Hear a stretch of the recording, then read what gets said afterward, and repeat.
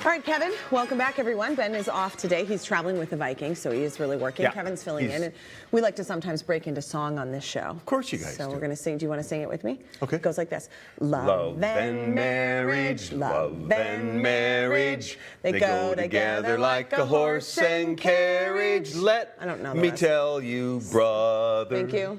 You can't have one without the other. Okay, that's a Frank Sinatra song. Yeah, it is. But it's also the theme song of Married with Children, and that's how that's I right. remember it. Yeah, that's right. it. That's right. But we're talking about marriage, and that's why. Yeah. Having a healthy marriage can take work. Yes, a lot of work. When is it time to go to couples therapy? Here to tell us more is psychologist Dr. Karin Ryan with Nystrom Associates. What did you think about the singing? I love the singing. Okay. Great intro.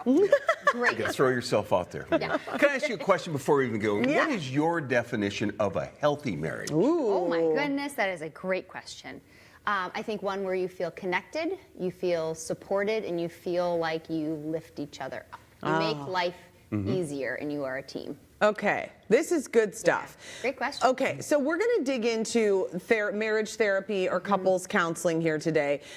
Let's talk about that in general. How is it maybe different? How does it work compared to traditional therapy where you're just going in to focus on your own self? Yeah, great question, right? Where the focus of couples therapy is about helping you improve your relationship with your partner. And so there's specific therapists who enjoy working with couples, right? Or marriage and doing marriage work. And so some of them are LMFTs, licensed marriage and family therapists, so they have additional training in working with couples and families. And in couples therapy, clearly you're going to go in together and you're going to sit down with that individual and talk about what's going on in your relationship and then set goals as a team, the three of you. Do you do the couples therapy individually and then meet together ever? Yeah, sometimes, but most of the time you go in together because you're really working on like the dynamics and trying to figure it out together. Like how do we work together to work through things? So some things that bring people in, and there's no right or wrong time, any time in your relationship. But if you're having high conflict and you want help improving your communication, if you want to help understand one another better, if you're feeling distant or like you're disconnected, these are all times when it can be helpful to go in and have couples therapy. It's a little intimidating, though, I think, if I'm a little reluctant. How can you make it less so? Yeah, it's really helpful to realize that when you go in, it's not just going to be focused on problems. Yeah. Right? That you're going to be talking about your relationship at large. That there's going to be no finger pointing. There's no blame game. The therapist's job is not they're not going to judge you. I think some people are scared to share their secrets or they feel embarrassed, which is normal. And realizing that this therapist is not judging you. That they seriously are just going to help you figure out what is going to help your relationship be as healthy as possible. And the more you do it, like after a couple of sessions, you realize this isn't that bad. It is hard work. It is hard to do with your loved one and talk about hard things, but that therapist is there to support you and help you be focused on what is going to help instead of just staying stuck in the muck. Yeah. It's like, how do we get out of the muck? I think they can also just help you not get like this where it's like you hit this point and you can't, like, that person's not hearing you can't, and we can't understand each other. Yep. I do think, though, I mean, we were just having this conversation with a few couples when we were out and about. I don't know why this came up. It was before the Pink concert, whatever was going on. Anywho, but we were talking about counseling, and there are always, and I find it in general, I'm generalizing here, a lot of times in a heterosexual relationship, the man doesn't want to go, and the wife will be like, was suggesting it, and then he doesn't want to go. That's not always, but I'm just saying in general. Yeah. And so how do you get, if you have a partner who's reluctant, but you're feeling like, we've got to do this, or I am going to have to figure something else out. Yep. Well, how do you get them to go? Yep. I think it's about timing. I think it's about when are you having this conversation. If it's in the heat of an argument and it feels like a threat or a punishment, that person's going to respond defensively. So if it's we need to go to therapy, we can't ever get along, it's going to feel like this is a punishment.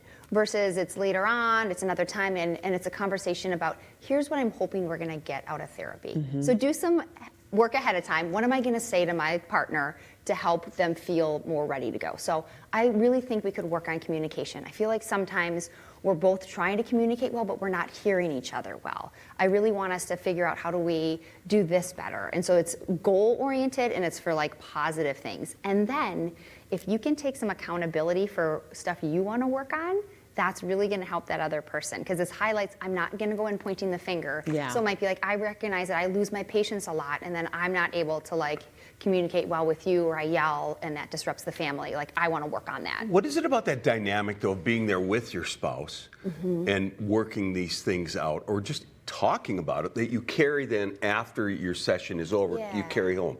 Yep.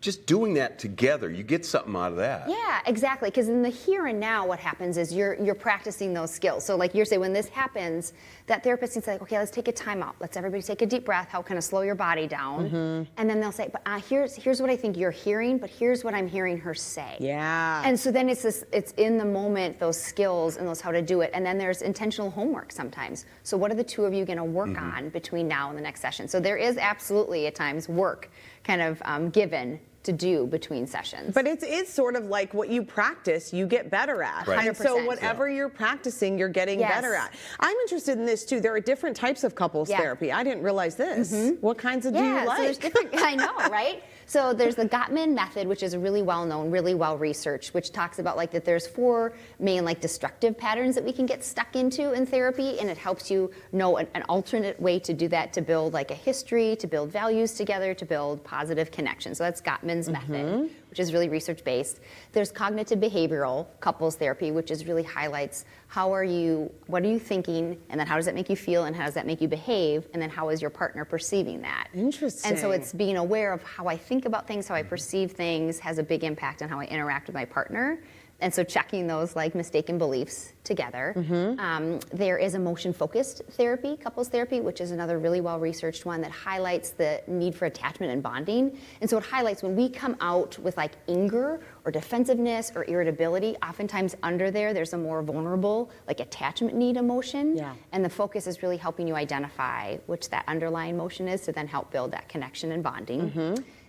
Trauma-informed couples therapy. So if either of the partners or both have had trauma, that really impacts the relationship. Huge. And so being able to have it be trauma-informed, where you're understanding triggers and reactions to things, and being able to normalize that and recognize why my partner does this, why I do this, and then how do we gain those coping skills and emotion regulation together and learn self-soothing. And you also mentioned discernment counseling. Yeah. What's that? So discernment counseling is when, typically when one person is feeling like I'm ready to be out of this relationship and the other person is wanting to be in. Yeah. And so it's kind of like when things are really like, we gotta give it everything we've got here. Let's give it 6 months to see, can we make this relationship work? And then the therapist is never telling you what you should or shouldn't do. The couple decides that. But then if the couple does decide to end the relationship, the therapist's role then is to help them do that as amicably as possible. And then your therapist, I'm assuming, can help you decide what type of therapy is right for you. Oh, Dr. Ryan. absolutely. But That's it's so helpful good. to know. So when it feels intimidating, there's lots of different options out there. So good. It's so Yeah. helpful. I love talking about this. Thank you so much. Thanks for Dr. talking about it. Nystrom Associates provides care in the fields of family therapy, psychiatry, psychology, and more. And if you're struggling with stress, anxiety, depression, or addiction, reach out to them today. And we'll have more Twin Cities Live after a quick break.